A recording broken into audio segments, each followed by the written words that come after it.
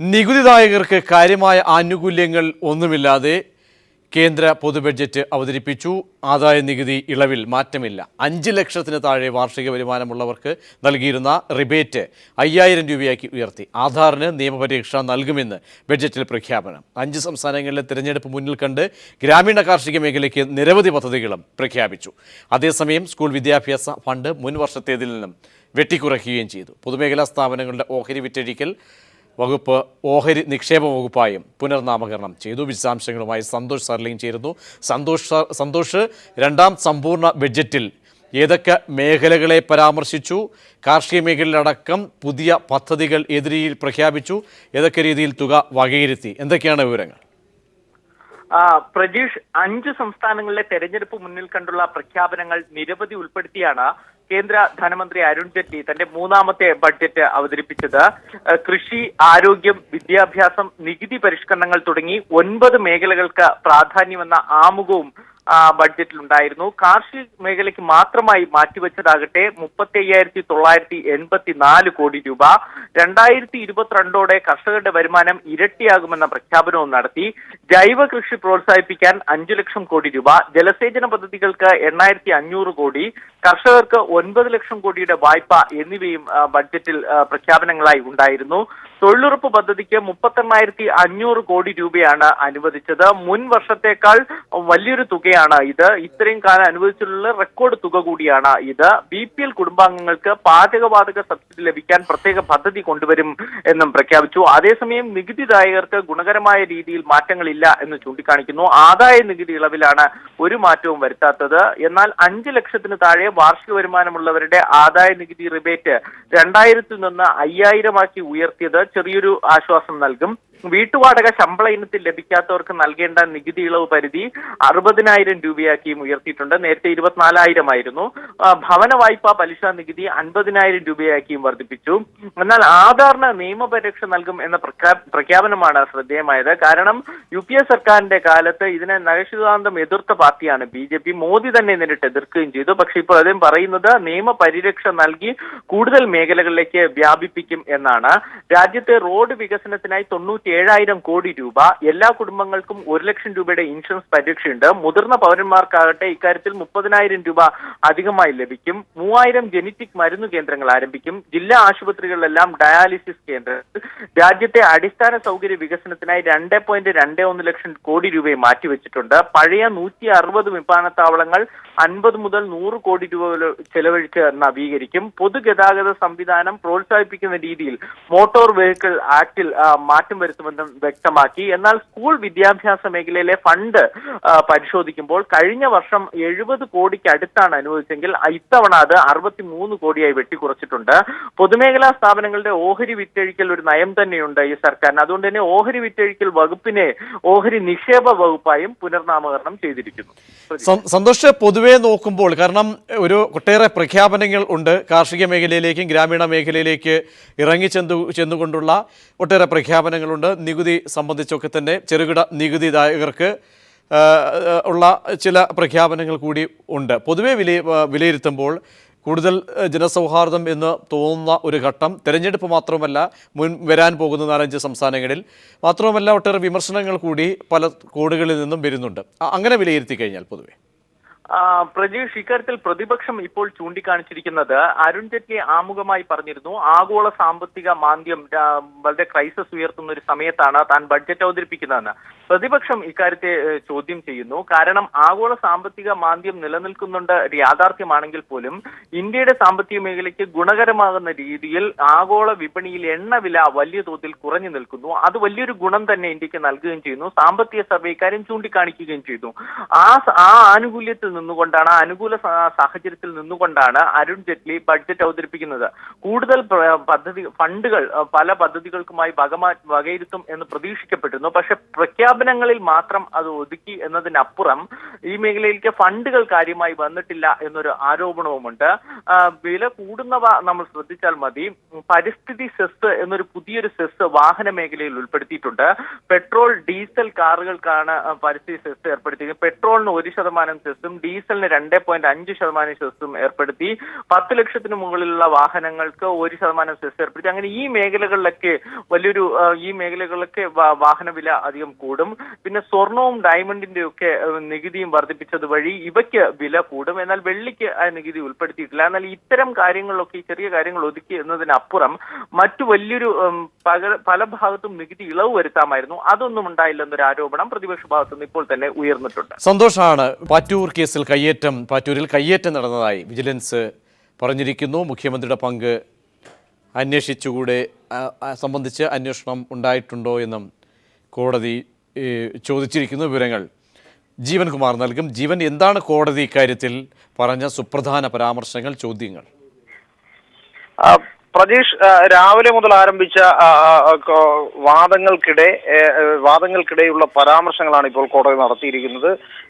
പാറ്റൂരിൽ ഭൂമി കയ്യേറ്റം നടന്ന ഏറ്റവും നിർണായകമായ ഒരു പരാമർശം കോടതിയുടെ ഭാഗത്തു നിന്നുണ്ടായിരിക്കുന്നു. അത് വളരെ പ്രധാനമാണ്. കാരണം പാറ്റൂരിൽ ഭൂമി കയ്യേറ്റം നടന്നതായി ബോധ്യപ്പെട്ടു എന്ന് വിജിലൻസിന്റെ കോടതിയുടെ പരാമർശം ഉണ്ടായിരിക്കുന്നു. കെട്ടിട നിർമ്മാതാക്കൾ 16.8 സെന്റ് ഭൂമി കയ്യേറിയതായി കോടതിക്ക് ബോധ്യപ്പെട്ടു. ആ ഘട്ടത്തിലാണ് ഇത് റവന്യൂ, ജല, വിജിലൻസ് മന്ത്രിമാരെ മറികടന്നുകൊണ്ടാണ് മുഖ്യമന്ത്രി ഇക്കാര്യത്തിൽ തീരുമാനമെടുത്തത് എന്ന് വി എസിന്റെ അഭിഭാഷകൻ മറുവാദം ഉന്നയിക്കുന്നത്. വാദം നടക്കുന്നതിനിടെയാണ് കോടതി മറ്റൊരു പരാമർശം നടത്തിയത്. മുഖ്യമന്ത്രിയുടെ പങ്ക് ഇതിൽ കണ്ടെത്താൻ കഴിഞ്ഞിട്ടില്ലല്ലോ എന്ന് കോടതി ഒരു പരാമർശവും ഈ കാര്യത്തിൽ നടത്തിയിട്ടുണ്ട്.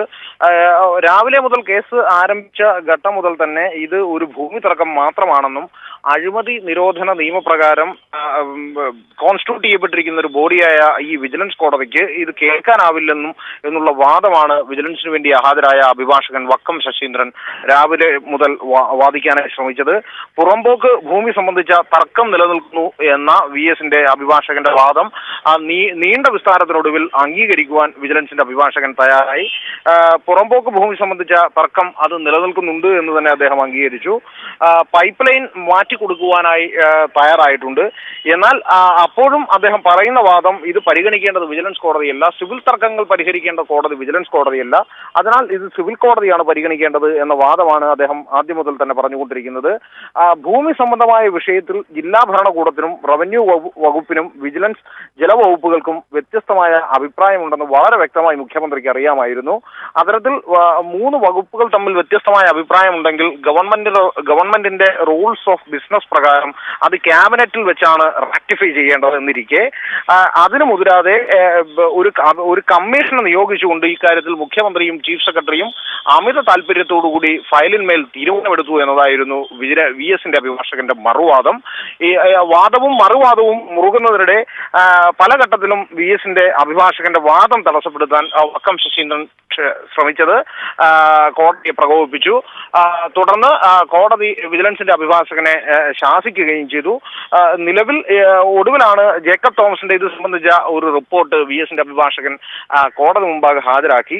കോടതിയിൽ ഇത് മറ്റൊരു ഫോറത്തിന് വേണ്ടി, അതായത് ലോകായുക്തയ്ക്ക് വേണ്ടി ലോകായുക്തയുടെ ഇൻവെസ്റ്റിഗേറ്റിംഗ് ഓഫീസറായിരിക്കെ വിജിലൻസിന്റെ അഡീഷണൽ DGP നടത്തിയ ഒരു അന്വേഷണ റിപ്പോർട്ടാണിത് എന്ന് പറഞ്ഞുകൊണ്ട് തന്നെയാണ് കോടതി മുമ്പാകെ ഈ റിപ്പോർട്ട് വി എസിന്റെ അഭിഭാഷകൻ ഹാജരാക്കിയത്. വി എസിന്റെ അഭിഭാഷകൻ ജേക്കബ് തോമസിന്റെ റിപ്പോർട്ട് ഹാജരാക്കുന്നതിനെ വിജിലൻസിന്റെ അഭിഭാഷകൻ എതിർത്തുമില്ല. കേസിൽ തുരിതാന്വേഷണം വേണം, ഇതിൽ മുഖ്യമന്ത്രി അടക്കമുള്ള ഉന്നതന്മാർക്ക് പങ്കുണ്ട് എന്നതായിരുന്നു വി എസിന്റെ വാദം. ഈ വാദങ്ങൾ ആകെ കേട്ട കോടതി ഒടുവിൽ ലോകായുക്തയുടെ മുമ്പാകെ അഭിഭാഷക കമ്മീഷന്റെ റിപ്പോർട്ടും അമിക്കസ് ക്യൂറിയുടെ റിപ്പോർട്ടും നാളെ ലോകായുക്ത പരിഗണിക്കുന്നുണ്ട് എന്ന് വിജിലൻസ് ബോധിപ്പിക്കുകയുണ്ടായി. അങ്ങനെയെങ്കിൽ ലോകായുക്തയുടെ പരിഗണനയിൽ ഒരു കേസിൽ അവിടുത്തെ അന്തിമ തീരുമാനം വരട്ടെ. അന്തിമ തീരുമാനം അവിടെ എന്താണ് എടുക്കാൻ പോകുന്നത് എന്നറിഞ്ഞതിനു ശേഷം ഈ കോടതി ഇക്കാര്യത്തിൽ മേൽ നടപടി സ്വീകരിക്കാം എന്ന് പറഞ്ഞുകൊണ്ട് 29/3/2016 കേസ് മാറ്റുകയും ചെയ്തു. പ്രജീഷ്. ജീവനാണ് വിവരങ്ങൾ നൽകിയത്. DGP ജേക്കബ് തോമസിനെ പിരിച്ചുവിടുന്നതടക്കമുള്ള കടുത്ത നടപടികളാണ് താൻ ശുപാർശ ചെയ്തതെന്ന് ചീഫ് സെക്രട്ടറി ജിജി തോംസൺ. കേന്ദ്ര പേഴ്സണൽ മന്ത്രാലയത്തിന്റെ സമ്മർദ്ദം മൂലമാണ് ശുപാർശയെന്നും അദ്ദേഹം പറഞ്ഞു. മുഖ്യമന്ത്രിക്ക് തെരഞ്ഞെടുപ്പ് ഉപദേശം നൽകാൻ താൻ ആളല്ലെന്നും ജി തോംസൺ പ്രതികരിച്ചു.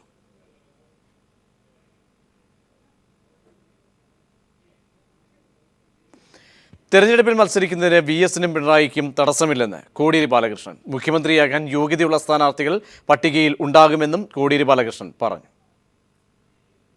അതൊക്കെ ചർച്ച ചെയ്യാൻ പോവുകയാണുള്ളത്. ഈ നേതാക്കന്മാർക്ക് മത്സരിക്കുന്നതിന് യാതൊരു തടസ്സങ്ങളുമില്ല. കേരള കോൺഗ്രസ് ഉൾപ്പെടെയുള്ള LDFന് സ്ഥാനാർത്ഥി ലിസ്റ്റിൽ മുഖ്യമന്ത്രിയാകാൻ പറ്റുന്നവരുണ്ടാവും. ഒരു തെരഞ്ഞെടുപ്പിലും മുൻകൂട്ടി ഇന്നയാളാണ് മുഖ്യമന്ത്രി എന്ന് സ്ഥാനാർത്ഥിയെന്ന് ഞങ്ങൾ പ്രഖ്യാപിച്ചിട്ട് ഒരു ഇലക്ഷൻ നേരിട്ടിട്ടില്ല. DGP ജേക്കബ് തോമസിനെ പിരിച്ചുവിടുന്നതടക്കമുള്ള കടുത്ത നടപടികളാണ് താൻ ശുപാർശ ചെയ്തതെന്ന് ചീഫ് സെക്രട്ടറി ജിജി തോംസൺ. കേന്ദ്ര പേഴ്സണൽ മന്ത്രാലയത്തിന്റെ സമ്മർദ്ദം മൂലമാണ് ശുപാർശയെന്നും അദ്ദേഹം പറഞ്ഞു. വാക്കുകളിലേക്ക്. 1 വർഷവും 1 മാസവും നീണ്ട ചീഫ് സെക്രട്ടറി പദത്തിൽ നിന്നുള്ള വിടവാങ്ങൽ വാർത്താ സമ്മേളനത്തിലാണ് വിവാദങ്ങൾക്കെല്ലാം ജിജി തോംസൺ മറുപടി നൽകിയത്.